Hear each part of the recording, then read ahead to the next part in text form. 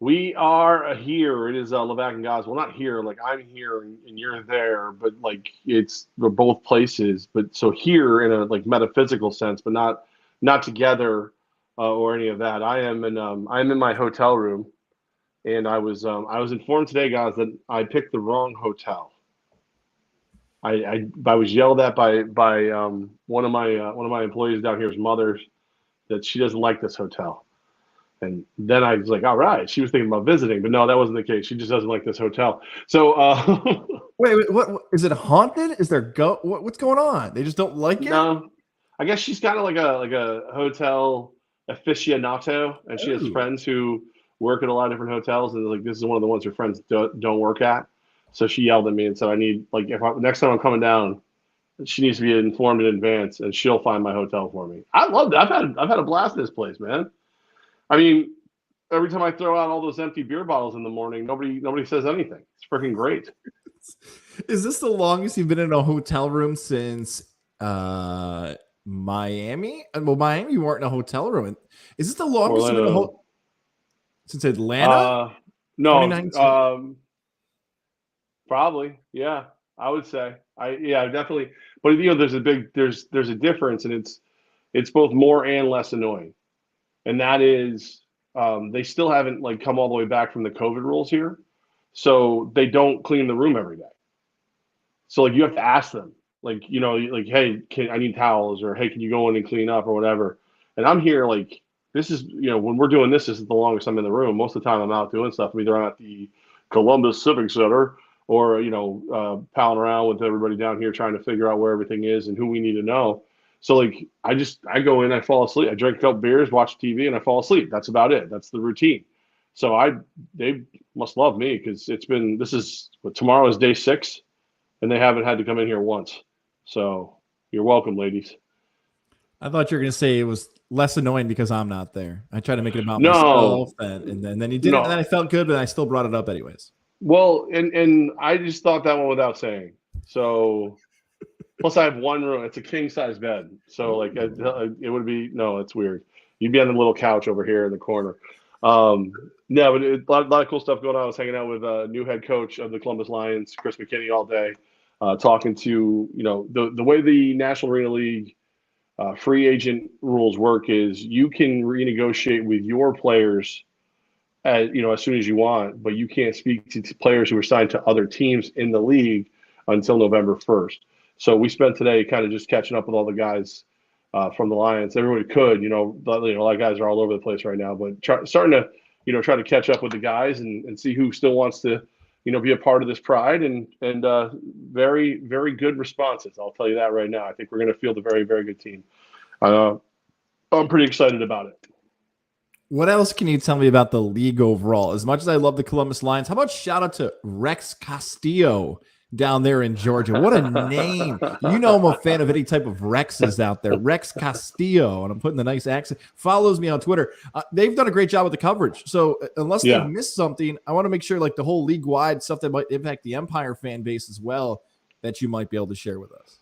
Well, you think about it, this league went into this week with 3 coaching vacancies, and now we're down to 2, but one of them is going to get – well, actually, no, I'm sorry. We're down to 1. It's about to get filled tonight at 7 o'clock when the Orlando Predators do a live stream on their Facebook to announce their new head coach. But, Coach Rez out in Carolina, but then Coach Fuller promoted. And just everybody's plugging right along, getting it going. So we'll have our last head coach vacancy filled tonight, and then owners and head coaches meetings in Orlando Saturday and Sunday. So, I know it's very envious. People look at me and they go, I want to live that lifestyle. I want to drive 17 plus hours from Albany to Columbus, Georgia.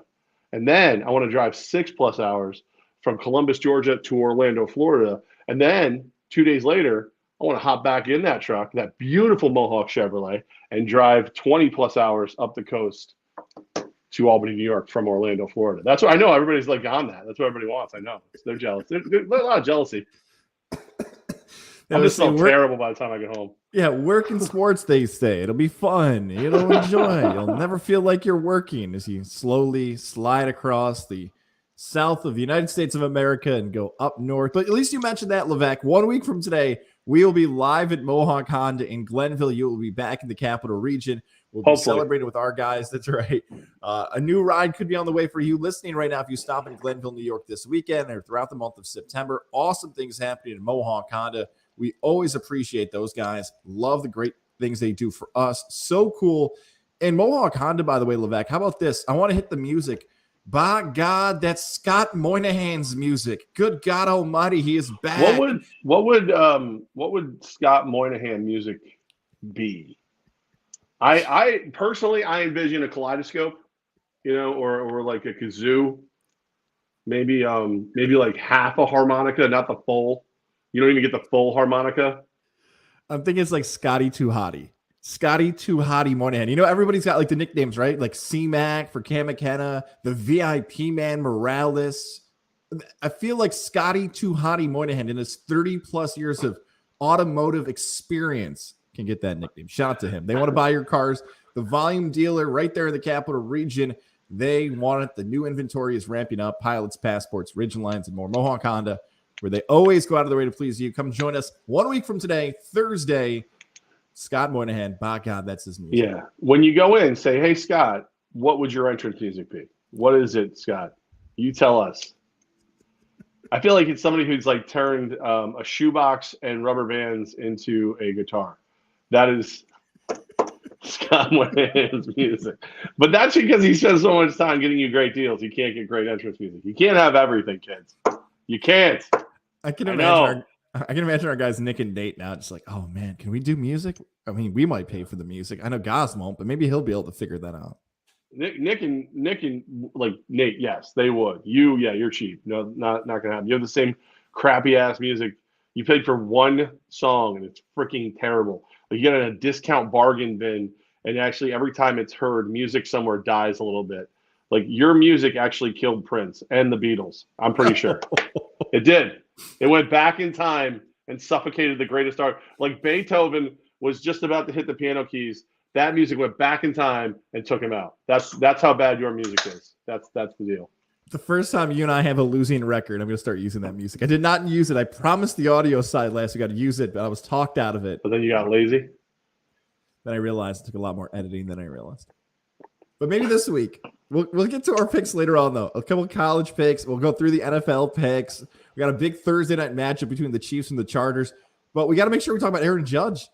Levack, home run 56. Home run 57. Yeah. The Yankees are in first place. There's a lot of cool stuff going on in baseball. Trout hitting home runs. Ohtani putting up big.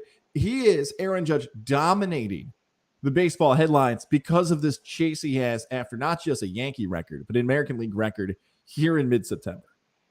Yeah, and it's so like it's funny because I like to listen to like sports talk out of New York City in the morning.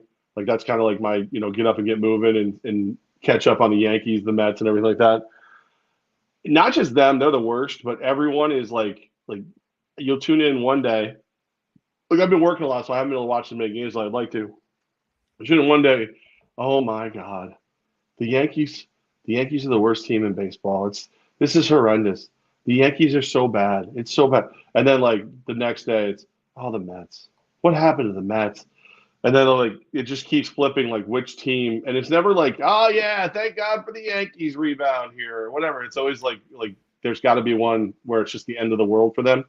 So that it's nice that it's not the end of the world for the Yankees for the next like 15 to 20 minutes, but it's something I can't recall seeing without like going back to McGuire and Sosa and Bonds and stuff like that. The way he's hitting the baseball right now, and I know that there are now people who are so like just devoid of joy that they have to assume that Judge is cheating, even though he's the same size he's been his entire life.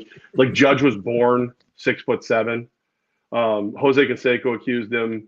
Like random Red Sox fans are accusing him.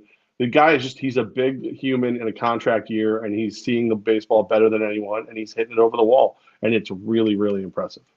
I'm realizing that sports fans, as much as they say they want to be surprised and see something they've never seen before, that's really not the case. They still want to be entertained, But they want that payoff to be there. What I mean by this for the Judge home run chase, I'll use a wrestling comparison. We'll get to these guys later on too. AEW, CM Punk. Like people had a feeling he was going to come back in Chicago, but they wanted it to be confirmed. The Avengers, right? Spoiler alert, people thought the Avengers were going to win at the end, but they still wanted to see the movie. When McGuire and Bonds broke the record, they had a lot of time left. It feels like we don't know with Judge. Is that taking away from it? Like when McGuire did it the first time, that was early September. Judge, maybe he'll get it, maybe he won't. I don't know if that's taken away from the excitement of it. No, I think it actually will add to the excitement, but it is interesting. Like the way you're saying it, like I do feel like it's a little more. It is muffled. Like somehow it does feel kind of muffled, and I wonder if it's because Yankee fans are looking at this going, if you'd signed him to a long-term contract before this, we know he was going to be a Yankee forever. I think Yankee fans are kind of like we feel like we're on that last nice date before a breakup. It's like, oh, this is so sweet. He's going to hit 60+ home runs for us. What a gentleman. He pushed the chair and it's so nice. Open the door. He's leaving in the morning. I know it. I know he is. I know he's gonna leave those home runs on the nightstand, and we're gonna be left. He's gonna go to the San Francisco freaking Giants or some crap, and Yankee fans are gonna be without the big fella. I think maybe that's why we're all kind of just tepidly watching this, hoping for him to hit as many home runs as possible, but at the same time going, if you hit a few less, maybe you have to stay. 60's okay. Stay right underneath that record, please. Yep. Yep. Don't do that. This is like you mentioned New York sports talk and the take that could be. Has anyone hit the hot take that it's just distracting yet for the Yankees, the home run chase in comparison to the playoff chase? Like, the home run chase is taking the eyes off. I want to know if I've been burned by a hot take like that in New York yet. I haven't heard it yet. But I mean, you might have said it and I couldn't hear it because your Wi-Fi is so freaking terrible. I'm in my hotel. My Wi-Fi in my hotel went out, and I'm on my cell phone and my Beats earbuds, and it's better reception than you. You need to call and complain. How? You really need to. I don't know. But it's like I feel like I could take like some of those little paper cups and strings and tie them to the internet and have better coverage than you. Every time. And it's not even like every single time. It's not even like it's like random right before I'm going to talk. Like right now it sounds fine. Everything's good. Yes. And it's like if you make a point. Right.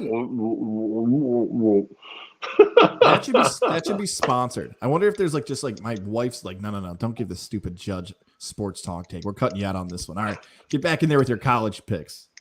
I think if I actually heard somebody come up to me and go, well, the Yankees have kind of fallen off. They're distracted by how well Judge is playing. I wouldn't be able to control myself. I would slap them across the face. Like I wouldn't like. How do you know? Yeah, well, everyone's just distracted by how good their leader's playing. What? What? Like you haven't heard that anywhere yet, right? You're just playing devil's advocate. I'm just curious. Right. I'm trying to find reasons as to why the hype isn't there. Like it feels like not 98, not Bonds' chase. Trying to find reasons, and maybe the reason was as simple as that we don't know. Like there is some uncertainty, and I guess sports fans don't like uncertainty as much as I thought. I just realized something. We can never do a Thursday show from under the orange roof again. Like every Thursday show, because every time we do a Thursday show, it's usually at Hooters, and I'll usually look up and we'll have like 20 people watching. Like we had 3 people watching. We have 0 people watching live at this exact while we're doing this. 0 people are watching live, and I think it's because it's Thursday and they tune in. They're like, "Let's freaking go, boobies!" And then they turn on. They're like, "Oh no, just some boobs, like not Hooters." So I think that we shouldn't have done this. No, I'll blame. I take 2 reasons. One, I should have hyped it up more because I'm like, are we gonna do it on Thursday? Are we not? Maybe we will. Maybe we won't.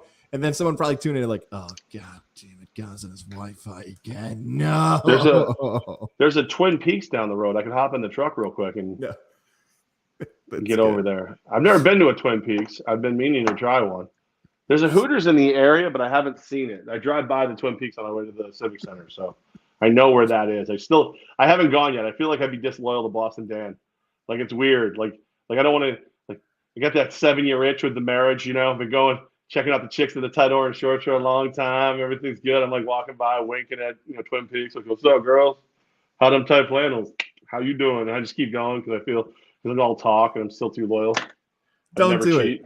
Don't do it to Hooters. No, do not do that. I'm gonna do it. I'm gonna go right now. For our audio audience, by the way, you aren't missing any boobies. I'm sorry. Boobies! Let's talk about Johnstone Supply in Troy, though, Levack, because there was a big local event in the capital region. Johnstone Supply in Troy is helping you as the weather continues to change this fall. Heating system, furnaces, whatever it might be in your home that you need help with, the number for you is 518-272-5922. 518-272-5922. Johnstone Supply NY on Facebook. If you want to follow them, shout out to George and everybody over there at 6th Avenue in Troy. Stop in, say hello, say, hey, do you guys sell Wi-Fi units? Do you sell ladders? What can you do here to help people in their homes to make sure it's safe and anything else that might happen? Can we build a giant zip line from my house to the Columbus Civic Center? Come on, Johnstone Supply. I just imagine like a big sign of Johnstone Supply in Troy in the end zone, or maybe the 50-yard line. Maybe George's face on the 25-yard line, I should say. Thank you, please. I caught myself. Act like you've been here before. I leave the Empire, and all of a sudden everything goes to crap. The guy who does the play-by-play doesn't know where the hell the field is, how long it is. You suck. Did you see my press conference the other day? Johnstone Supply in Troy, 518-272-5922. 518-272-5922. I did see your press conference. I liked the polo. The polo looked very good. The beard looked good. Did I compliment you on your hair? Everything. You did. It was like weird. You were begrudgingly complimenting my hair. You're like, how does your hair look good? I feel like it's somebody who doesn't know anything about sports that they're just like offered those takes. Like, well, you look good. The beard was good. The shirt was nice. Didn't really listen. Didn't understand what you were saying. But that's all I got from your press conference. All right. Well, as long as it was good about me, I'm fine. I don't care. I was going to bring up the 50-yard indoor war on the floor because that was like with how they used to promo it back in the day. The 50-yard indoor war on the floor. I brought that up during the thing. I think the cleaning ladies heard me talk about them. I think they're trying to get in. If you just randomly a bunch of maids run through here with vacuums and feather dusters and shit, just hope it's a porn. That's all I'm saying. Leave it on. That's right. Are we sad we missed AEW yesterday? That's the biggest event in Albany. Yeah. People were talking all about it. You and I were supposed to go, and then things changed, then life changed, and then responsibilities changed. And I feel like we missed one of the biggest fall events of the year. Change, and you can change, and everybody can change. Yeah, it looked. I was shocked at the group that was there. Like I knew our buddy Scotty Blaine. I knew that dude would go. He's a pro wrestling addict. I knew he'd be there. But see Chad from the Hideaway and the Iron's Edge or whatever the hell that place is called. He was there. Like there were so many people that so random the grouping that was there that I did start to miss it. And then I was watching it and I caught myself not watching the actual matches, but staring into MVP Arena trying to see who was there and if it was anybody I knew and I could see them. That's the best way to do it, isn't it? I miss the signs. I don't know if AEW is not as active with their signs. I saw one person put up a sign at the end of the main event that said CM Punk. I think CM Punk is better than the Young Bucks, or the Young Bucks fear CM Punk, something like that. I had a feeling like Tony Khan tried to confiscate the sign, and all of a sudden it wasn't there or anything else. The turnout for AEW, from the videos I saw, the actual crowd wasn't as big as I thought. I know wrestling has like a great tell. Yeah, I know it's got like a huge history in Albany. And look, there's been spots in upstate New York. I know they did Buffalo the week before and everything, but maybe it's just the way people film it in the crowd. But like when you have the opposite camera side, all the seats are kind of empty. Maybe that's the trick of the magic of television, right? It's called. Well, that's what WWE always did too. That's why TV side is TV side and everything over there. But there was also I think Saliva at SPAC or something. There was also like a rock show at SPAC. So I think it was a pretty split audience, but the MVP Arena, I don't know. It has been weird. People have been a little lukewarm on coming back. And it's funny to me, not like funny, funny, weird, because last year when we okay, we can only have 5,000 people, or you got to do this, you got to do this. People would come out and they would bitch about having to show their papers to get in. They would complain about how long it took to get in or whatever, but they'd come. They were always there. And then this year it's like, no restrictions, wear a mask if you're sick, let's go. And everybody's like, I don't know. It's like you just want to be miserable. Like, so to see it happen at AEW as well kind of makes my heart feel good, to be honest with you. Dalton Castle, Levack, one of your former I coworkers, know. a former guest of ours. So Chad from the Hideaway sends me a video, and I don't know how he shot the video or if it's like his phone and my phone are they just don't compute to each other. But like it was smaller than a postage stamp, the video. So I tapped it a couple times to try to get it to go bigger. And it went up like to bigger than a postage stamp, but not large enough to fill the screen. I finally got to fill the screen, and it was so pixelated that like I could barely see the party peacock himself, Dalton Castle, in the 6-man tag with the boys. But I gotta find that. I want to see that. Dalton's a good dude, man. He puts on a hell of a show. It's good to see him back, because he was with Ring of Honor, and that is the Ring of Honor 6-man tag. But he was with Ring of Honor, and then he's been doing independent stuff here and there. But to see him with one of the majors, I think is where he belongs. So hopefully AEW, utilizes him and has him out there, and he gets a chance to really show off because he's fun to watch. What a moment, too, to come back in front of your home crowd. There were some haters in the crowd who said you could never do it, and he probably gets to say, look, I'm doing it for a major company. No. All those people got fired by the radio station that let him go. They're not. None of them are here anymore. That filled my heart so much. Well, anybody who doesn't know, so Dalton used to be on Q103, and then there was a point where, and none of those bosses are here anymore. And it was the one guy in particular who we actually are still kind of friends with. And Dalton goes to the guy and goes, hey, listen, my wrestling career is taking off. I can still do this. I just can't work weekends. And like an occasional weekend I'll be able to work, but like don't book me for anything without talking to me first because this is taking off. This is going to be good for all of us. And they said, no, you can't work weekends. You can't work here. And they fired him. It was like a week, maybe 2 weeks later, he was on the cover of Rolling Stone. And like to this day, I'm always like, that the gentleman who said, no, thank you. Every time he tries to tell me how smart he is, like, is it smart when you fired a guy who was about to blow up on the cover of Rolling Stone? Huh? How do you feel about that? A smart move on your part? He'll usually say, it's usually fuck you, Levack, as what follows that. That wouldn't have been good for digital content, having the cover person on the. And he was awesome at digital content. He was one of the guys. They did a thing where there was a point where Cumberland Farms was using cardboard cutouts of David Hasselhoff to promote shit, and they went like they were getting stolen.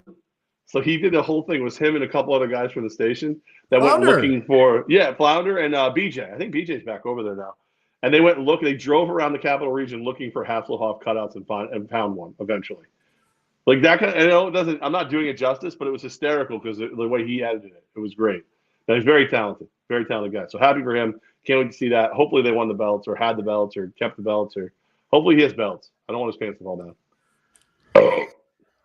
Hopefully he comes back, man. Hopefully more AEW shows on the way too. And by the way, Flounder, former guest on Getting There with Goz. Go check out that episode. We talk more about what you just referenced to. Maybe Flounder will start doing some of this as well, man. More podcast stuff, telling stories about it. I got some college football weekend, New York weekend, some big games nationally. But before we do all that, the NFL's opening week was action-packed, and it's getting started. Get ready for week 2 of touchdowns, big plays, and even bigger wins with DraftKings Sportsbook, an official sports betting partner of the NFL. This week, new customers. Yeah, Georgia, get down with that. This week, new customers can bet just $5 on any football game and get $200 in free bets instantly. Want more action? Everyone can experience the thrill of DraftKings early win promotion. It's simple. This Sunday, bet on any NFL team to win. If your team leads by 10 at any point during the game, you get paid instantly, even if your team loses. Download the DraftKings Sportsbook app now and use promo code 518 to get $200 in free bets instantly when you place a $5 bet on any football game. That's code 518. Only at DraftKings Sportsbook, an official sports betting partner of the NFL. Minimum age and eligibility restrictions apply. See show notes for details. Show enough. That's right. College football, the NFL, whatever you're looking for, our home is DraftKings. Shout out to our friends over at DraftKings. Again, show notes for details right underneath this on the audio side. I feel like the loss of Texas A&M is not as fun when we could have had Miami versus Texas A&M, but I saw Luke Combs is getting picked to be the college game day picker this Saturday. Sometimes we do these shows on Saturday mornings, but of course those moments away from putting the headgear on. I kind of like Luke Combs. I'm not like a huge country music fan, but he's got the big beard. He's from Boone, North Carolina. I hear McAfee singing the long. I can't even do it because I don't want to pay for the song. But yeah, I think the App State feel might be kind of cool for this one. Yeah, it's you brought up the A&M thing first, and that I'm still a little butthurt over that. But no, Luke Combs is a good dude. He's I like his music. He's cool. As far as college football goes this week, I'm in an area that you just don't really kind of publicly speak about college football because you could very easily end up in a lot of different conversations about college football. Like Auburn's nearby. The University of Georgia is very popular here. There's a lot of Roll Tide. I'm very close to Alabama. So I've actually done my level best to not speak of college football in public because I don't need to lose that much of my life or potentially lose my life. So all my college football talk has been kept on the inside. It's very smart. You don't know who's a fan of who to offend, who not to offend, and how far it is to get to a certain place. And SEC I forgot to tell you this. Different. I forgot to tell you because you said who to offend. I forgot about this. So we did the press conference. We talked about it a little bit earlier. And I did my spiel, whatever. One of the guys, I met him in the beginning. He was just kind of looking at me weird. Comes up to me and a big smile, starts shaking my hand. He goes, "I am really glad to meet you," and whatever. And he goes, "Did you is it radio? Did you work on not having like an annoying New York accent? Like, how did you get rid of it? Why don't you have an accent? Why is your voice so clean and non? You just don't have an accent." And I was like, "Did you say annoying New York?" Okay, I was like, I don't know. I go, "Well, I'm not from the city." I go, "So it's kind of a melting pot." But it was funny. Like I've never had someone walk up to me and go, "I'm really impressed by your non-distinct voice." And I said, "You are welcome," and it was made me happy. So yeah, so that's you said annoying voice, and I thought of that. No, it's amazing because I guarantee you could have flipped it over. And if someone moved up from Georgia, like you did this with Armin in Texas, it's not a bad thing. We just don't know. It's hard in the United States of America to just assume geography and dialect and all that stuff. Yeah, I give one of the women in my office has like this. She's she went to Mississippi. She's from Mississippi. She has a little Mississippi accent, and I just think it's like all every once in a while I'll just stop and like tilt my head and like listen because it's just I don't hear that very often. So it's like I love accents. I think they're great. The problem is I mimic them without thinking, and people think I'm making fun of them. It's okay. I think imitation's the highest form of flattery. So they should. That's okay. I think imitation's the highest form. See, I can't help it. I sounded just like you. Didn't feel as good. It's doing good. Georgia's the number one team in the country. And they should be because Alabama almost got beat by a backup quarterback in Texas, and they committed like 1,000 penalties. And Georgia's the reigning defending national champions. So good for the Dogs to be in the top team in the country. I don't think they're going to get tested very much in that game. There's only a few matchups between Battle and South Carolina, by the way, is the team they're playing. BYU plays Oregon. I don't know if that gets a lot of East Coast fans fired up for that one. I think it's the last chance. I mean, if Oregon wants to prove they belong at the table in any way, shape, or form, I think they've really got to go out and just beat up the adults. And I don't think they can, but I think they need to if they want to be in this thing like a major bowl. And BYU, I totally agree with that. I think BYU is going to get more respect when they join the Big 12 comparison to their independent now.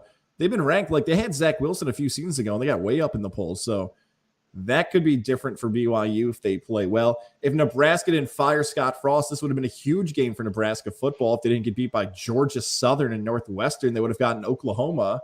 And it could have been like preseason people like me who thought, wow, Nebraska could be undefeated at this point when nope. A lot of the big matchups we thought were going to be there just didn't happen. Yeah, like I said, it's been I've been pretty busy. I haven't really dug into college football as much as I would like to, but that's all I got really. I haven't. Again, it's if I go out and I say anything about Bama negatively, like I'd like to, I could get beat up, and so I've kind of kept it to myself. I've kind of kept it low. NFL and arena. That's all I've been thinking about. You know what, though? I feel like your mindset is the exact mindset. I said this earlier in the week on Goz and the Go, too. Like, New York football fans in college, we need something right now to keep our attention because it's such a mess. Unfortunately, UAlbany football is 0-2. They got Fordham this week. We would break down Fordham versus UAlbany. 1-2, baby. 1-2. They're basically the same team at this point, UAlbany and Fordham. Maybe they got some players who can make plays. New York recruits, they got to step up. Game in the city, like, I don't know. UAlbany's got to get a win. Syracuse, on the other hand, gets a noon kickoff, a nooner inside the JMA Wireless Dome. That's right. Yeah, they get the Purdue Boilermakers, and the line is flipped where Syracuse opened as an underdog and now is the favorite in the game. Purdue has a sixth-year quarterback, Levack, not a fifth year, a sixth-year quarterback, Aiden O'Connell, who got married this past summer. Thanks a lot, COVID. We've got married quarterbacks who've been in college for 6 years called doctors playing for Purdue. But, guys, you forgot it's his third marriage. Third. And now today it's the ex-wives are going to be there rooting for Syracuse, though. So that there you got that for you got that going. All in college too, by the way. All the ex-wives still the eligibility. And now Purdue's leading rusher this season has also been rolled out of the game. So there you go, Syracuse fans. How about that? You get a really old manic quarterback. You're now the favorite in the game, and the leading rusher got scratched. And it's a nooner, so you can enjoy the rest of the day. That's all great news for Syracuse fans. I'll pick up my Sean Tucker shirt, but you know the rule. Don't want to knock the wife off. Go orange, Levack. Get some Sean Tucker gear on you this fall. You said you want a 44 jersey to come out to Central New York. I was just gonna say, do you have a 44 for me? And in a 4-time fat guy, I'm ready. How about this? I would do like 4-4X would be my number. How about this is the goal? A true goal. We can make this happen. Syracuse plays Notre Dame inside the JMA Wireless Dome later this fall. That will be the goal, to get you to the Notre Dame game only if someone has a 44 jersey available for you. Last time we went to a Syracuse game, you got per Washington gear. I think it's a very fair goal to get you to a tailgate and find you a 44. The only problem is people don't be polite. Give me a bigger one. Go big. Don't be polite. Don't be like, oh, he's probably a 2X. I'm not. Not right now, at least. I'll try, but not by then. Do you have any picks? Do you have any games you like? Or are you going to hold those off to the weekend? I'm going to have to – you have to watch the Twitter because I've been focusing on the NFL. Like I said, NFL and indoor football. That's what I'm working on. Perfect. I will send my picks over to Goz and the Go. Check out Goz and the Go. I got 4 over-under plays for you on Goz and the Go. I want them. I'll take them. I'll give you 2. I'll give you 2 teasers here. 2 teasers of games I like. Okay. I got 4 over there. Vanderbilt, Northern Illinois over 58.5. Now you're saying, Goz, why the hell are you picking Vanderbilt and Northern Illinois? For whatever reason, I had 2 friends at the bachelor party last week who all they wanted to watch at noon was Wake Forest and Vanderbilt, and they had the over in the game. So I watched, for whatever reason, because they were sitting next to me on the big screen, a lot of Vanderbilt football last week. And 58.5 sounds like a weird number for Vanderbilt football. So I will take the over for the Commodores, Commanders, Anchors down. So there you go. I got Northern Illinois, by the way, supposed to finish in last, the worst team in the country last year, and they won the MAC. So shout out to the Huskies. I like them. And then LSU plays Mississippi State at home. Brian Kelly in the Bayou, Death Valley at night. So you got a team in LSU who almost put up 100 last week. Legit against Southern. They were up 49-0 in the second quarter. And you've got Mississippi State, who's got the Pirate Mike Leach slinging the ball around. You'd think high-scoring game. Over-unders 53.5. This is a classic one, Levack. You've taught me over the years. They're begging you to take the over. They want you to think it's going to be 56. I gave you every storyline possible to bet the over. Under. Mississippi State LSU in the dark Death Valley. And also, the real reason I can't give you any of my picks like that is because all my notes are in my phone, and I'm on my phone. So I can't really can't do it. I just can't. There's a lot between me and my phone right now. That's okay. Luckily, I'm literally using paper for everything else. So tonight, you will hopefully. Here's what's going to drive you insane. Maybe we got to open with this rant. We got Thursday night football tonight. I saw Chet Davis posted this. I think somebody else from Pro Football Focus. A few people have posted that Mahomes and Justin Herbert, inter-division, one of the true great quarterback matchups of a lifetime. And it's true. You think about really good quarterbacks in their prime we're going to see for 5 to 8 years coming up. Mahomes and Herbert's that good. You've got 2 potential Super Bowl teams in the Chargers and the Chiefs. Real football But you can only watch it on Amazon Prime. I guess we'll start with there. Is it a good thing for the NFL that Amazon Prime is your new home for Thursday night football? Not if I don't get the internet back here in this hotel. It's not. I think most people have some form of Amazon right now. I really do, but it's going to be a transition. I always think back to like all these things have always happened before, right? Maybe not exactly the way we're feeling them, but they've happened before. Like when football finally left broadcast television and was put on cable, stuff like that. Like people freaked out then, I'm sure, and whatever, but it's growth. Everything's moving forward. I don't know anyone who doesn't watch at least equal amounts of cable to internet provider or share app or whatever. So I don't think it's that weird, and I think it's going to keep coming and figure it out. And if Grandpa can't figure it out, Prime, hustle your ass over there and turn it on for him. That's all there is to it. I love the analogy, and Michael Kay said this before about certain things in technology and sports media. It's like parking a boat. It takes such a slow process for people to watch a change happen. That's what sports fan is. Like that question that I just gave in September of 2022, like you said, 1992, 1972. Like we could do this for 50 years, guys, of, are people going to complain? The answer is always yes. And I feel for the people who have to deal with the cable service tonight. My dad did this. I texted you about this, right? My dad at 12:45 this past Sunday, called Spectrum and said, hey, I got to order a Red Zone. What a wild amateur move by him. He sat on that phone till 2:15. I can't believe Spectrum. So they're packed. Everybody's wondering why. I love the people who just complain about like, why aren't the Bills on? Why aren't the Jets? Because we wanted to punish you individually. Yeah, call up the poor person at Spectrum and complain to them why the local affiliate decided. Okay, so I'm not. Look, it's forever. Do it. And here's the other thing too, like the Andrew Marchands of the world and the Michael McCarthy's of the world who love to report ratings of NFL games and everything else. So what are they going to do tonight? They're just going to guess? Because Amazon doesn't care if it's 1.1 or 1.5. You've already got your subscriptions. It's like Sirius XM. It's like Apple TV. You got your money. You got your subscriptions. They don't care. They can do whatever they want when it comes to ratings as long as they get their money. Right, yeah, because their ratings are already done. When the auto withdrawal, I think it's like $129 for the annual now. I know it's gone up. Like I think when I first got Amazon Prime, it was like $89 for the year, or that was the promo. And then it's just like every time they're like, hey, we're going to take this much more, and you're going to do it because you're a fat loser who doesn't want to go to the store or the mall. And hey, we'll throw in some movies too. You're welcome. So like it is what it is. You just learn to watch it, figure it out. I hope that's a 30-second commercial. What, tonight on Amazon Prime. Hey, you fat loser! You already paid for this service. Might as well order this. Coming out this holiday season. Yeah, the same ambition you show when not going to the mall to get new bookshelves, we expect now when we up the rate on your Amazon Prime subscription.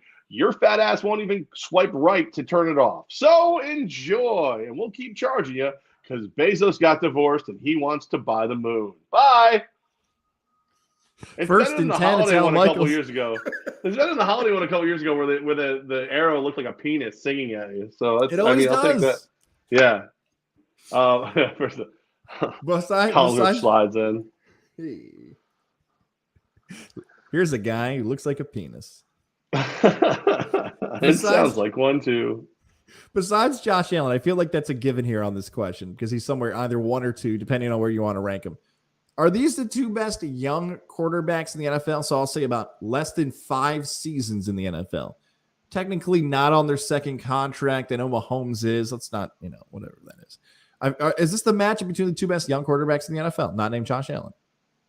I say the Josh Allen thing is an important part to put in there. I think so. I mean, it's definitely got the vibe of the duel, that you're going to see twice a year, and it's going to be a big deal because of that. But I don't.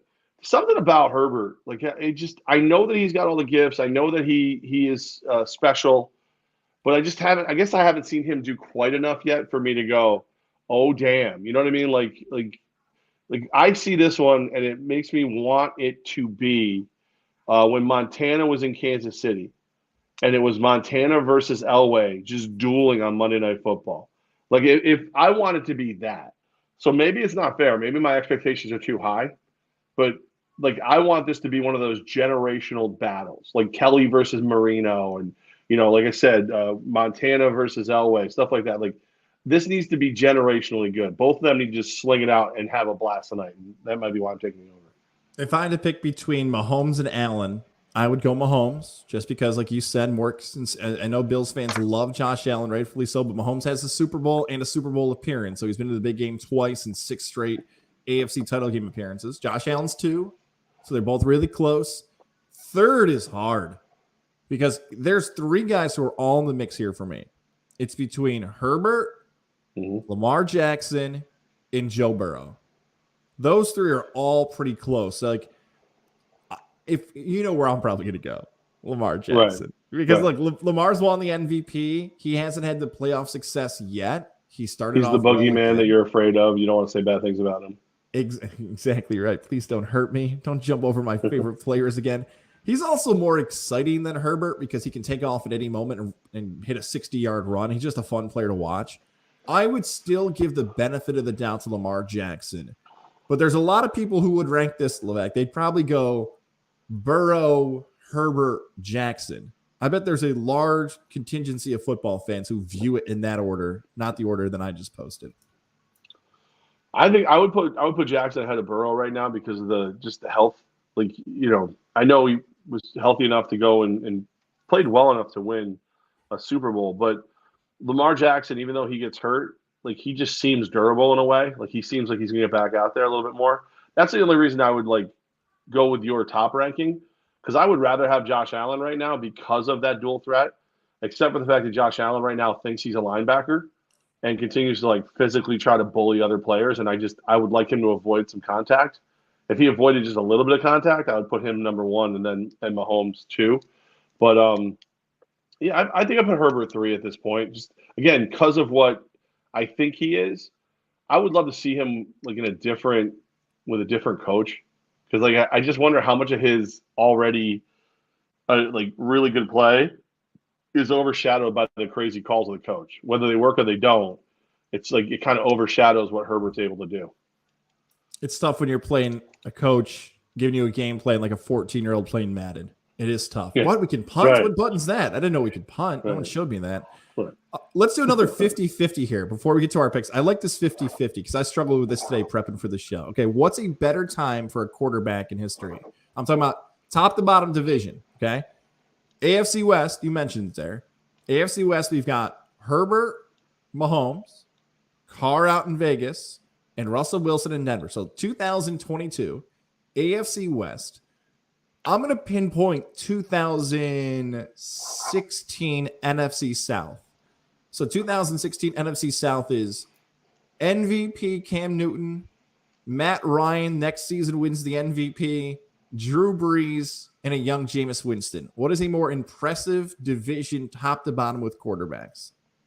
AFC West, because you have the best quarterback in Mahomes, and every one of those guys is a winner of some variety. Then you go over there, and it's you didn't even have the best quarterback in the game at that point because it was either still Manning or whoever, Brady, Yeah. And Winston's garbage. I'm sorry, Winston's trash. Oh. Winston's trash. Yeah, and Matt Ryan, okay. Cam Newton, it was way more worried about wearing a male romper than he was winning a Super Bowl. No, it's. I don't even know if this is a tough one. AFC West all the way.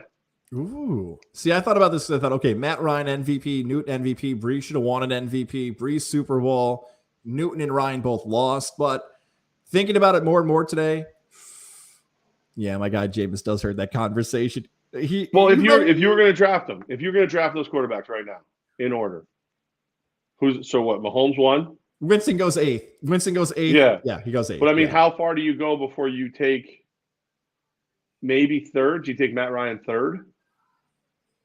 Actually, I'd probably take Drew Brees third. I would probably go Mahomes, Herbert, Brees, then Wilson. Then I mean, you're going to have 3 of those 4 before you even pick, Cam Newton or whoever. Yeah, I think it's kind of a toss with the other guys. Yeah, the tough part about that is like that's the best Cam we ever got. Like Yeah. MVP caliber Cam. So you covered that Panther team in San Francisco, Santa Clara that year, where I was called that team underrated because they lost one game the whole year to the Falcons, and they played them twice in basically a month in division on the road. Yeah, that stuff. I would go West though because, like you said, Jameis Winston, you called him trash. I would have said younger and threw a lot of picks. And Wilson's got a Super Bowl. Mahomes has got a Super Bowl. Carr's gotten the Raiders back to the playoffs, and Herbert was a few plays away from maybe getting the Chargers deeper. And as you pointed out already, coaching can take some of that blame. Right. Yeah, no, it's the West all day. Let's get into our week 2 predictions. Let's talk about who we got this time, week 2. Last week, Levack posted a winning record. How about that? 9-7. He beats me by 1 game. Woo-hoo. I go 8-8. Before we get to our week 2 picks, and by the way, if you have a pick that you like, you can let us know on YouTube, on our Apple side, Spotify, whatever it might be, or however you're watching and listening to the show. But we got to talk about Lily and David Fine Jewelers. Route 50, the shops of Wilton, your spot this fall to get that engagement ring, that wedding band, that piece of jewelry, that earring, the necklace, whatever it might be. I'm heading to a wedding Saturday and officiate in the wedding. Shout out to Aaron and Shannon. Ooh. Don't forget, guys, even though you're getting married Saturday, it doesn't mean the gifts stop, Aaron. Make sure to remember that anniversary gift, the birthday, the holiday season, and more, and make the trip to Wilton, New York, and visit Alyssa, visit David, Tammy, Jacob, the whole crew there, where they can help you find what she's looking for, what fits her style and her fashion. Family-owned and operated business. It's people that you want to have when you're making that big purchase, and you're getting compliments on for years to come. Go in, whatever it is. They will help you find what fits your budget. And we like to say during football season, if you want 7 hours of commercial-free football, if you want to get all your work done in the morning and not hear a complaint, have that Lily and David Fine Jewelers bag right on the kitchen table on a beautiful Sunday in the fall or a Saturday when you've got some action going. Lily and David Fine Jewelers. You can thank Levack and I later when you get all that time to watch football. Shout out to everybody over there. There's a billboard down here for some jewelry store, and it says, she'll fetch you from the doghouse. And I was like, they don't know they're talking about Alyssa at Lily and David, but they're talking about Alyssa at Lily and David. They don't even know it, but that's who they really mean all the way through.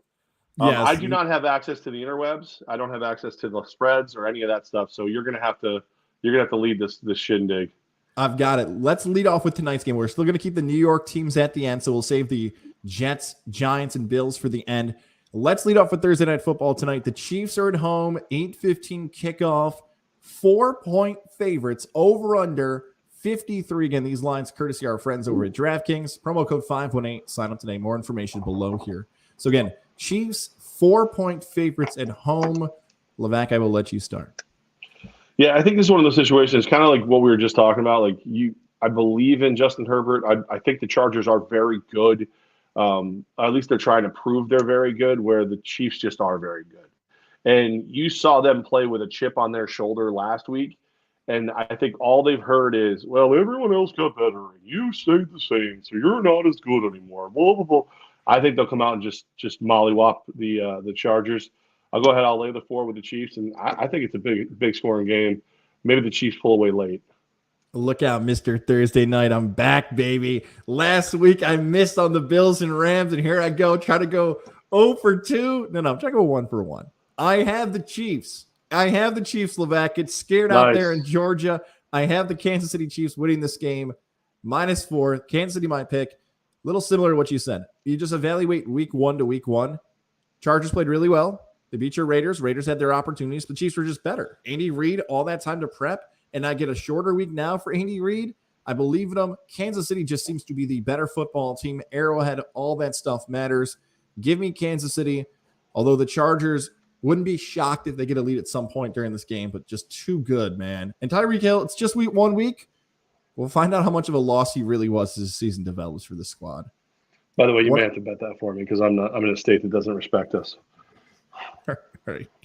We'll chat after this. Dolphins, Ravens, Levack.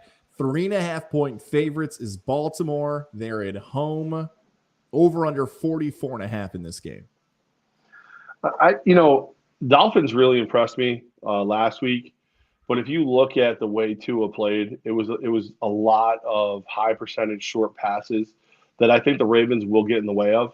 I think the Ravens will do what it takes Maybe not the highest scoring game in the world, maybe like a 27-7 kind of game, but I'll lay the points with the Ravens. Give me Baltimore for the 3.5 point plus win. I wish this was 2.5. I wish it was 2.5 so bad because I feel Buy like it down.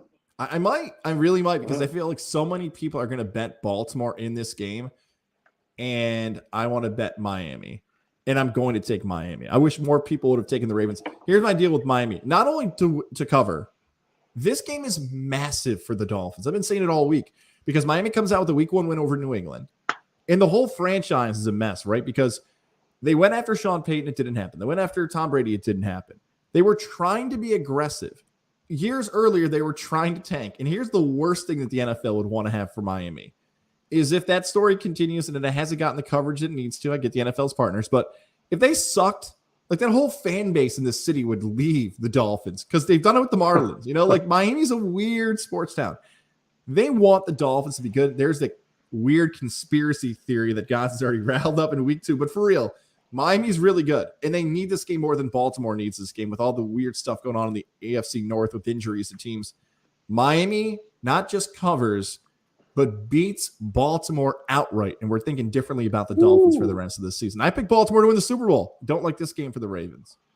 Buccaneers Saints. Not changing my mind. Not changing my mind.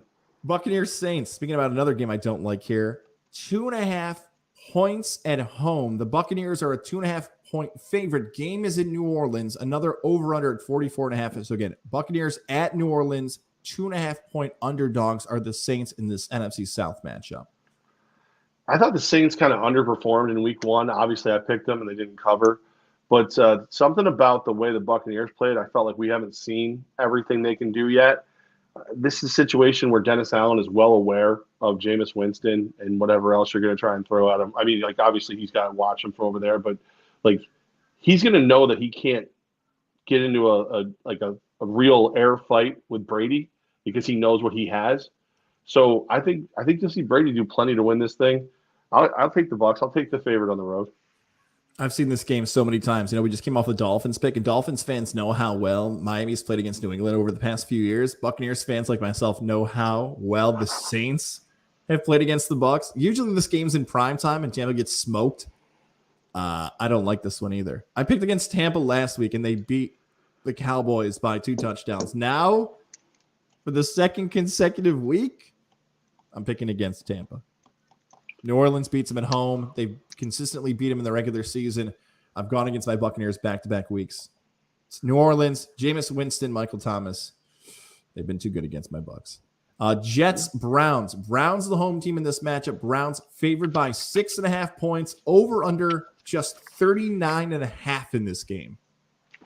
I'm just realizing that, like, I saved all the New York teams for the end. I'm sorry. No, I'm sorry. I forgot about the New York team. I'm going to skip that. I'm sorry. Skip that. I mean, I'll do it. I just got No. I totally forgot. Patriots, Steelers. Let's skip over that one. Patriots, Steelers. Steelers, 2-point underdogs at home. Over under 40.5.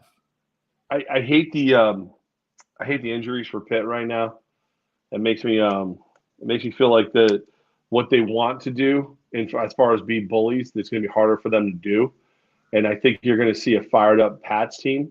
I'm really on the fence on this one because I think the Pats are more fiery than they were under Brady, believe it or not. And I almost feel like it hurts them. I feel like Mac Jones is like trying to be Brady maybe. I don't know. I'll take the Pats. I just don't feel great about the Pats.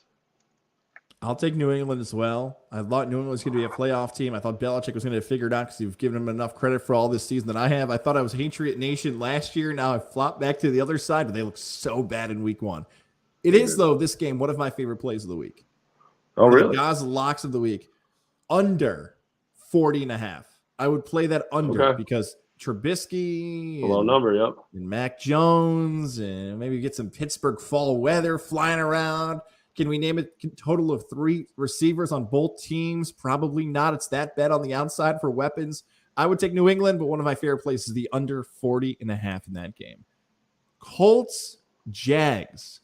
Jaguars, the home team. 3.5 point underdogs at home. Over under 45.5 in this AFC South clash. You know what? I believe in the Jags. I think you're going to see them get better each and every week. I really, really do. And the Colts, I don't see the Colts as a blowout team. I don't think they have the ability to blow anybody out. The Houston team, I think they're going to get beat up for tying Houston, maybe more than they should, but they tied Houston, and they were lucky to tie Houston. I think Jacksonville's on par with Houston. So I'll take the Jags. I'll take the 3.5 points. Not only am I also taking the Jags like you are, this is my favorite play of both college and the NFL this weekend. I love Jacksonville in this game. Is this a lock for you? Is that what we're saying? Yes. Right. Not only just a lock, but I love Jacksonville. You've heard it, Levack, for 2 years now. A divisional team at home getting points, but you laid it out there. I thought the Colts were going to be a playoff team. The Colts schedule is so soft for the first 2 months. They laid that stinky thing they call the tie in week 1 against the Texans. And now Jacksonville comes home with Trevor Lawrence, now feeling a little bit more heat. I see the social media buzz starting to pick up like, hey, how come people aren't criticizing Lawrence as much? And then you get Doug Peterson to be like, okay, let's see what you guys can do against us. Walker, the rookie from Georgia, played well in the first game. I love Jacksonville, not just to cover, but to win against the Colts. Here's the only big problem. I'll put the big if here. Jacksonville was horrible against the run. Antonio Gibson looked like a mix between John Riggins and Clinton Portis. They played Jonathan Taylor. I mean, that's a big if. If Jacksonville can slow down the best running back the last 20 games in the NFL, they can win. So that's my one fear about that pick. Commanders versus Lions. Dan Campbell back at home for this one. They are a 1-point favorite, over under 48.5 in Commanders versus Lions in the Motor City. Oh, this is an ugly freaking game. Ugly game. I keep thinking I really like Detroit. I really want to see what Detroit can do. I really think Detroit can win. And then going, I'm falling for it. They're not that good. I'm falling for it. But I'm going to take them. I'm going to lay the 1 point because I hear DeAndre Swift was asked today how he's feeling. He said he's fine. They've been resting him in practice. Amon-Ra St. Brown had a really, really good game. Goff has got a little attitude to him right now, and I like it. I mean, not as little as his hands, but he's got a little attitude. I think they could win this game. I could just be underestimating the Commanders, but I'm gonna take Detroit on this one. I'll lay the 1 point. I want Detroit to be better. I want them to be good. I want them to win. They have not earned the right for me to pick them yet. I know they covered last week. It would have been really cool if they won outright. Until they break this stigma of losing these close games, I can't pick the Lions to win outright. So that way, because it's a 1-point spread and they're favored, I'll take the Commanders. Does anyone deserve less to be 2-0 than the Washington Commanders? If you're going to come out of the gates and beat Jacksonville and Detroit? Ugh. Well, right. I picked against them twice now, so I'll feel very crappy about that. Let's move it in the 4 o'clock window. Falcons, Rams game out on the West Coast. The Rams are a 10-point favorite at home, over under 46.5. I'm going to take the Falcons here. It's again, I'm going back and forth, but I think the Falcons can keep this single digits, and I'm a little scared the Rams are so pissed off after what happened with Buffalo that they're just gonna take the Falcons behind the woodshed. 10 points is so much. So I'll take the Falcons, I'll take the points, and I'll pray for 4 quarters that they can keep it within 10 points.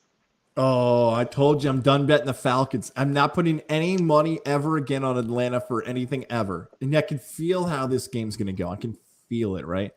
It's going to be like by the time kickoff happens at 9.5, and something's going to happen where Atlanta's going to cover in like the last garbage touchdown with like 30 seconds left when they're down 17. Possible. So I would stay away. Here's the stay away game of the week for me. Yeah. It's Rams-Falcons. It could easily be a push if Atlanta doesn't put in that touchdown late. Hope it's at 10 if it gets to 9.5 run. But if I'm forced to make a pick here, I would take the Rams. I would take the Rams at 10 because 9.5 is more heartbreaking than 10. I'm extremely unconfident. I'm just putting it there. I'm extremely unconfident. But I'm just going to roll. I'll let it ride. Seahawks and 49ers. The 49ers are the home team in this matchup. The Niners are favored by 8.5, over under 41. I rolled with them last week, and it worked out really well. I think I'm going to roll with them again. I think 8.5 points is a ton of points. I think Trey Lance smells worse than Rex's last poopy diaper, however long ago that was. And I just don't. I don't think Deebo Samuel's 100% ready yet. I think the best San Francisco team is yet to come, and I think Seattle will play well enough to keep this thing close. They'll ugly it up just like they did on Monday night. Give me those birds. Hey, Seahawk Nation, let's fly. I don't know if we consider ourselves Joe Public, but we've used that term before of the casual better hopping in on some of these games. This screams public money on Seattle, doesn't it? Right? Because they come out week 1. They have the Geno Smith story. They shock the world and beat Denver. San Francisco is the biggest upset of week 1. So you think like, whoa, 8.5 points. Seattle played so good last week and San Francisco played so bad. I'm going to bet the Seahawks. I should be smarter than that. Like, I should be like, what am I missing? What am I not seeing here? Why is it 8.5? But I like when you and I think similar. And some people think that's the best time to bet against us. But until Trey Lance shows me he's good, I'm not going to pick the Niners. Like, he had an opportunity last week, called it, stunk. This week, they don't have a running back. How are they going to do it? Do I think Geno Smith is all of a sudden going to turn into this phenomenal veteran quarterback after one game where they posted less than 20 points? No. But 8.5, let's hope it doesn't get to 6.5 because we're having another conversation. I would take the Seahawks at 8.5. I will take the Seahawks with you as well. I would middle this thing. I'd bet it at 8.5 and then go the other way at 6.5. I'd try to middle the hell out of this thing. I would. Okay. I'd be all in if we could get that done. Bengals Cowboys game in Texas. The Cowboys are a 7-point dog, over under 42 in this one. Hate this game. Because all right, so here's the deal. I have a rule when it comes to the Bengals. The Bengals are the king of the 3-point game. Whether they're favored, whether they're underdogs, 3 points is almost always the difference in these games, which would lead you to say, well, then Levack, just take the Cowboys. And I'm not taking the Cowboys because Dak Prescott's hurt. I'm not taking the Cowboys because Mike McCarthy is the sorriest sack of shit that has coached an NFL team maybe in my lifetime. And I like him. Like, I think I would like to go have a beer with him sometime. I'm sure after what I just said, he will not invite me. However, he is such an average, ordinary sack-a-duty coach that I don't think he can get this thing done. I'll take the Bengals. I'll lay the 7, and I'm teetering on making it a lock, even though I never take the Bengals at more than 3 points. I'm taking the Bengals too. I have no faith or confidence in what Dallas can do on offense. There's a part of me that wants to take the under in this game. Like, I could see Cincinnati winning like 24-10. I could see Cincinnati winning like 21-13. I think those are that happens if they can't keep Burrow upright. If Burrow ends up on his ass 5-6 times, I see what you're saying. I'm hoping that Burrow stays on his feet and just shows off a little bit. Prove it to us, Dallas. Just like the previous match we talked about with the Niners and Lance. Let's find out if Dallas has got enough in the tank anymore. Texans, Broncos. Broncos, home team, favored by 10 points in this game, over under 46. I'm a Texans believer. I really, really am. I think you're going to see this Texans team get better each and every week. Lovie Smith may have made a decision that some people, guys, called for his head instantly on, but I think he's coaching based on what he has and where he has them on the evolutionary scale of being a winning football team. So you give me 10 points with that versus a Denver team that I think is Nathaniel Hackett. Like you come for the king, you best not miss. Mike McCarthy is looking at you going, you want a piece of this terrible coaching title I got over here? Come get it, buddy. Come and have some of it. The better coach is in Houston, and dare I say, the better game plan is going to be from Houston. Give me 10 points and an old ET neck, and I think I got a chance. I'm saying that's a lock too, by the way. Lock it down. Ooh, Texans are locking this one. Oh man, this is a fun game. I think this game, like in that 7:30 window. I know it's a 4:25 kickoff, but it might be way more exciting than I realize right now of how good these teams could actually perform on offense. I'm really leaning towards the over in this game, but I'm going to take Denver because it feels as if Hackett's never going to stop throwing the football. Like, Hackett's going to be like, all right, I screwed up. Hey, Javonte Williams. Hey, Melvin Gordon. Maybe you guys can be like, not be terrible for me for once in a while. So, yeah, I'm just going to constantly throw the ball and constantly throw. And test Stingley Jr., by the way, on the outside, the rookie. If Stingley Jr. steps up, Houston can cover. More prove-it games for me. I will take Denver with double digits at home, and it's more about Nathaniel Hackett trying to be the smartest guy in the room, and we'll find out. Is he the worst coach or he's the best coach? I'm with you on that storyline, though. What coach is going to blow this for their team is definitely a huge – and that's why I love it, the 637, because Scott Hansen's going to go crazy. Everyone on Twitter is going to go pounding on their keyboards like, did you believe what? Yes, definitely. I may have to stop and eat dinner on my ride up the coast to watch this one. What was the total again on that one? I believe it's 46 right in the money. All right, I'll leave it alone. I'm going to leave it alone because I kind of like the idea of the over. I think Houston's got an offense, buddy. I really do. I think they got an offense.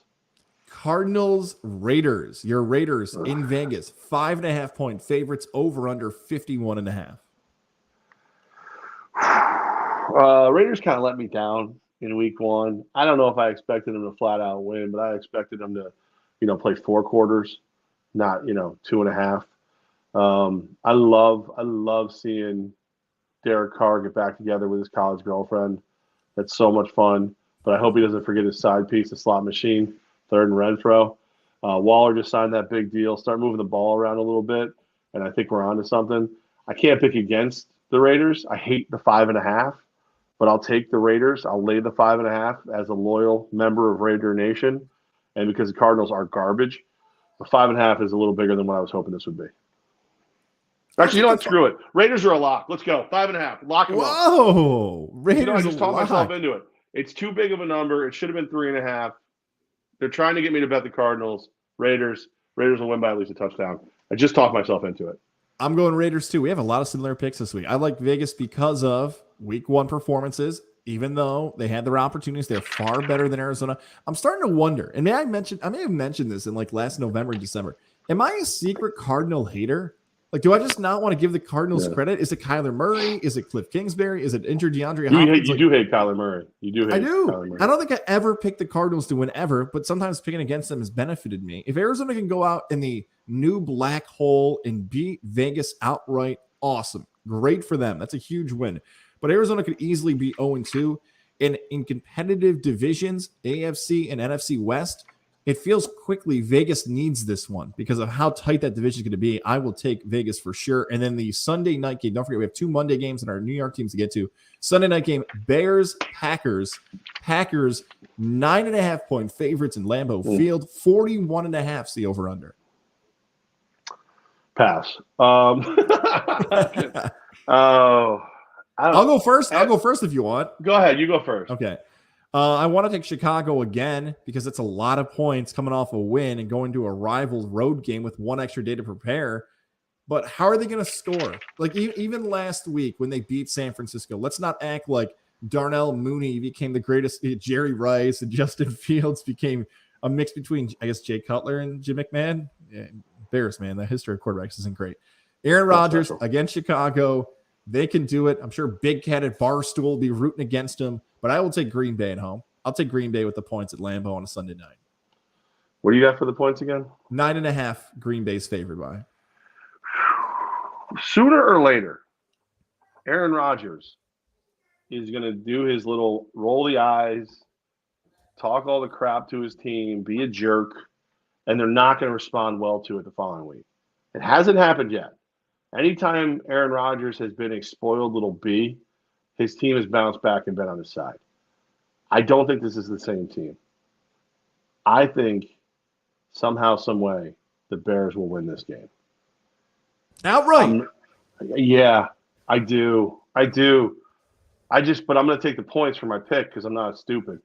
But the Bears have to beat him sooner or later. And after the way he acted last week, what a dick. He's just as if you didn't already know he was a spoiled, petulant piece of crap, who happens to be a really good quarterback, and that's why we forgive him for being that. He just, the way he treated his team, a team that you knew you took all the money so they couldn't go get the people that you would need or keep the people you wanted. I think you're seeing the bloom is off the rose.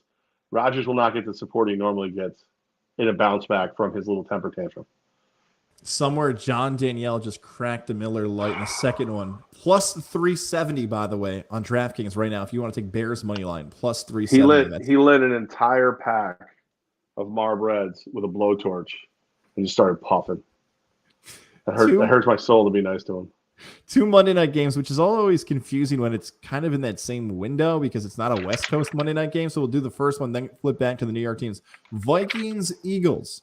Eagles, a 2-point favorite at home against Minnesota, 50.5, the over-under. I'm on the Vikings. There was a lot of pressure on the Vikings last week. The entire world is on their side all of a sudden, and they played well. They really just never looked like they were going to lose that game. So I feel pretty good about them. Eagles look like they could be a really powerful team, probably the best team in the NFC East. But they also look like a team that hasn't figured out how to, sweep the leg, Danielson. So give me Minnesota. I think Minnesota is going to have some prove a little bit more, and the Eagles will make one or two more mistakes than the Vikings score. Love this game. I think it's going to be a fantastic game, a playoff soon-to-be matchup maybe if the division works out that way with Minnesota and Philly playing each other again. Really good teams. This comes down to the home crowd. I get a Philadelphia crowd versus the Skull crowd. If this game's in Minnesota, I would have taken Minnesota. The game's in front of a crazy Philly crowd on a Monday night. I'll take Philly, but this really feels like a fourth quarter tie game turnover game. If Kirk Cousins throws a pick, Philly wins the game. If Jalen Hurts fumbles the football or they go for it and they're too aggressive, turnover on downs, Minnesota wins the game. This is a fourth quarter turnover game. I will take Philly. Home crowd advantage in that one. It's going to be a fantastic game, though, on Monday night. All right, the New York teams, let's flip it back. Jets, Browns, 6.5-point favorites. Cleveland at home, over under 39.5. I have to laugh. That number's so low. Oh. God, it's so low. I guess Cleveland. This is another one. It's just like the Jets threw the ball like 7,500 times in the last game. I think that the only way I would pick the Jets is if I believed 100% they were gonna rally around Big Game Bob. And when Bob Saleh came out and said, "We're keeping receipts," you know what I mean? Like if they all looked at him and went, "Yeah, we are. Screw everybody. We're gonna win now." But Cleveland's just got so much freaking talent. Neither team has a quarterback. They're both collegiate quarterbacks at this point. So give me Cleveland. I'll take Cleveland as well. The Jets, I want to give you guys hope. I want to give you guys something to root for. You had such a good draft. You had such a good training camp. You cut guys who could have argued. What is it? 8 was the number. Cleveland too. And 39.5 is weird to me because everybody knows they're both playing with backup quarterbacks. I wonder by the end of our locks, probably by Sunday, I'm going to be more and more tempted to take this over for some reason. 39.5. I'm tempted to take the under because when's the last time you saw 39.5? Yeah, that's a low number. I don't know what Vegas. I'm trying to outsmart Vegas, and maybe that has to become a pass for me quick if I'm going to put myself into a pretzel. All right, Panthers and Giants. Giants, a 1.5 favorite now. That line's moved a lot. 1.5 favorite, over under 43.5 in this one. I mentioned it moved a lot. If you looked at that game from preseason now to week 2, the Giants being favored might shock some people. Let's talk Big Blue versus Carolina Blue. I got a little Brian Daboll fever going on over here. I like the way he coaches. I like the way the team responds to him. He even had Daniel Jones looking like he should be in the NFL towards the end of the game. And Saquon Barkley looks great. I thought if there was a game that Carolina would look dominant in, it would be the last one when they were taking on Baker's former team, which means one of two things. You're just crap or you don't believe in Baker enough to go play hard for him. Either one, not good for you. So give me the Giants. So Carolina might go to 0-2 with Baker. Matt Rule will probably talk about his job security. I love the idea of potentially New York going to 4-0. Brian Daboll. I don't like 1.5 though. I wish this was 2 or 3 or pick 'em. Can we get another pick 'em for Carolina again? Because I can see the same scenario playing out again. A late touchdown by the Giants trailing, him deciding to go for 1 or 2 again. A 1-point victory for New York. I will take the Giants. I've said they sucked, but I like this one at home. And I feel like that crowd's going to be electric too. We just mentioned the Philly crowd. That Giant crowd is going to be fired up for that game, for that team finally looking good. Last but not least, Buffalo, Tennessee, 10-point favorite. The Bills over under 48 in this one. It's my last lock. I'm going to take the Bills. I'm going to lock it up. I think I think they've got an enormous chip on their shoulder. I think they've got a lot that they think they need to prove. And they're going up against the former number 1 seed. They're going up against a team that has played them tough each and every time they've faced them. And a team that, if I'm being honest with you, is just not as good as they were last year or not even close to as good as they were the year before. The Bills, again, 10 points, you're like, wow, that's a lot of points. I would never lay that many against a team like the Titans. But I don't think the Bills will take their foot off the gas. I think the Bills will just keep coming, and 10 is going to be nothing. They might cover by 20 or 30. We're going to play a new game here in our pick segment. Hopefully somebody will watch this. I tried doing this last year, and the math started crunching my brain. Will I pick more often against Arizona, or Levack will pick more often against Tennessee? Our teams we hate the most. Sometimes maybe there's a team we don't even realize we're going to be hating against this season.